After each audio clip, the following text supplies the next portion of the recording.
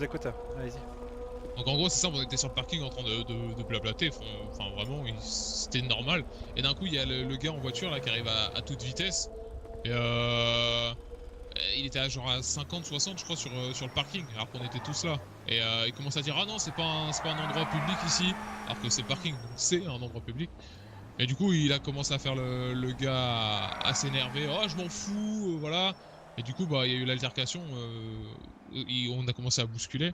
Et d'un coup il a sorti un couteau et il a essayé de toucher tout le monde dans le tas. Et c'est moi qui ai pris les rafleurs quoi. Ah ouais, c'est Martinet qui a pris direct.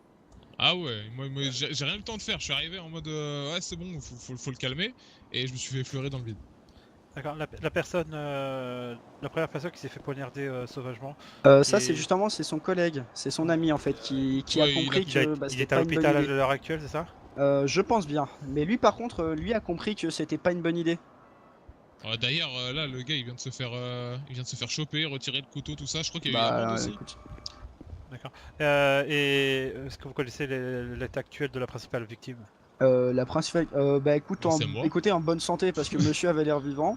Non, mais on parle de la personne en fait qui est allée à l'hôpital. Ah ok. Oui, Ok. bah je suis médecin hein, donc de ce que j'en ai vu en tout cas, monsieur avait pas l'air en si mauvais état. Monsieur était embarqué dans l'ambulance mais conscient. Donc à mon avis quelques points de suture et ça devrait aller. Parfait. D'accord, qu'est-ce que vous en Pareil, moi, heureusement que c'était bénin quoi. Et c'est quoi votre ressentiment de cette Ah ouais, agression? ben non, man, j'y étais. Bah, moi j'ai un peu mal au point, je vous avoue. Quand même la bien senti passer son nez. La sécurité dans cette ville c'est pas ouf. On est en train de parler, on se fait Bah, agresser quand on sait que des gens se gratuitement. baladent avec des couteaux en ville et n'hésitent pas à les sortir, bah. Je comprends pourquoi le port d'armes est autorisé. Hein. Je me dis que finalement avoir un port d'armes c'est pas si mauvais. C'est pas la première histoire que j'ai avec des couteaux. Hein. Ah non, non, mais des couteaux. À Tire-Larigot et moi avec des couteaux qui je sortent travaille de- au Bah, SDH, hein, je peux vous dire que des Anna, agressions il au y avait couteau, il y en Anna a. aussi. Hein. Anna aussi dans le même parking. Ouais, non, s'est mais fait compter des aussi. agressions au couteau à l'SDH, j'en ai déjà eu 5 hier. Juste hier, il y en a eu 5 donc.